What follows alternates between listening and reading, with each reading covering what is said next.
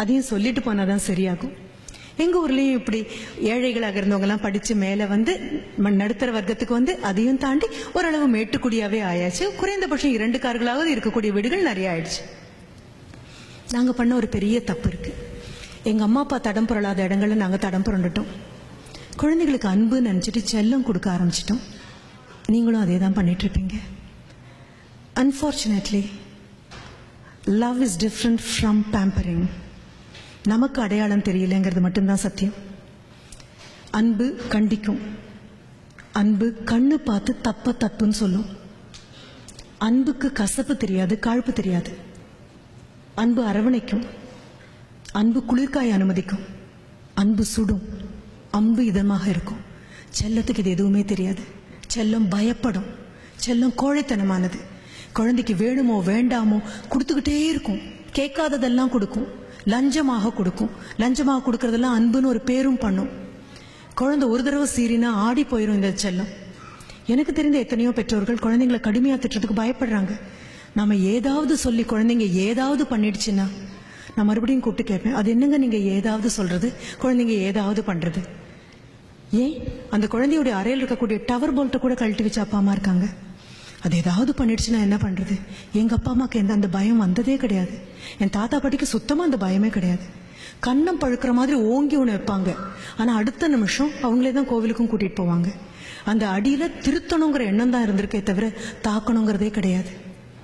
ஆனா இப்போ பயந்து பயந்து பயந்து வாழக்கூடிய ஒரு தாய் தகப்பனா மாறியாச்சு. குழந்தைங்களை கண்டிக்க கூடாது, குழந்தைங்களை எதுவும் சொல்லக்கூடாது. Please try to understand. கோழி மிதித்து குஞ்சு முடமாகாது. அப்பா அம்மாவும் ஆசிரியரும் கண்டிச்சு இதுவரைக்கும் கெட்டு போன குழந்தைங்க கிடையாது கிடையாது. கண்டிப்புக்கும் கடுமைக்கும் வித்தியாசம் தெரியாம போகும்போது வேணா சின்ன சிராய்ப்புகள் ஏற்படலாம். கண்டிப்பு ரொம்ப ஆரோக்கியமானது. அப்படி இருக்கும் பட்சத்தில் அப்பா மகனை கண்டித்தால், உங்க ஊர்லயும் அதெல்லாம் இருக்குன்னு நினைக்கிறேன், எங்க ஊர்ல இன்னும் மிச்சம் இருக்குது. அப்பா மகனை கண்டிச்சா தயவு செஞ்சு அம்மா குறுக்க பாயாம இருங்க. அவ்வளவு.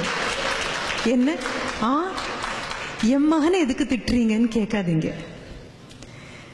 ஒரு 35 வயதான ஆண் 13 வயதான ஒரு ஆணை திருத்தும் போது ஒரே ஒரு எண்ணம் தான் மனசுல இருக்கு.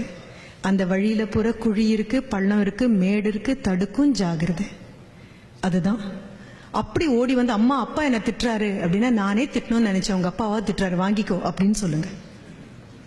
அதே மாதிரி அம்மா மகளை கண்டிக்கும் போது I request all the fathers, the darling fathers, குறுக்க பாயாதீங்க ப்ளீஸ்.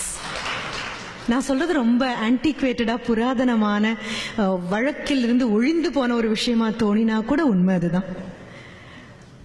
அம்மா திட்டும் போது அப்பா குறுக்க வராதீங்க. என் பொண்ணை எப்பப்பா திட்டிகிட்டே இருக்காதேம்மா அப்படின்னு சொல்லாதீங்க. அம்மா இந்த உடை சரியில்லைன்னு சொல்லும் பொழுதோ, இந்த நடத்தை சரியில்லைன்னு சொல்லும் பொழுதோ, இந்த கோபம் சரியில்லைன்னு அம்மா சொல்லும் பொழுதோ, வாழ்க்கையில இருந்து வெளியில வந்த ஒரு பெண்மணி, அவளுக்கு தெரியும் எங்க பள்ளம் உண்டு, எங்க மேடு உண்டு, எங்க சிராய்க்கும், எங்க விழும் அப்படின்னு. அம்மா கண்டிச்சு வளர்த்த பெண் கண்டிப்பா மோசம் போனதில்லை. அப்பா கண்டிச்சு வளர்த்த ஆண் கண்டிப்பா மோசம் போனதில்லை. கணவன் மனைவிக்கு இடையில இருக்கக்கூடிய பிரச்சனைய அப்பா அம்மாக்கு நடுவுல தயவு செஞ்சு கொண்டு வந்துடாதீங்க. நமக்கு 2 பேருக்கும் கோவம்னா உள்ள போய் அடிச்சுக்கலாம். குழந்தைங்களுக்கு நடுவுல கொண்டு வந்துடாதீங்க. கண்டிச்சு வளர்க்கறது ரொம்ப அழகான விஷயம்.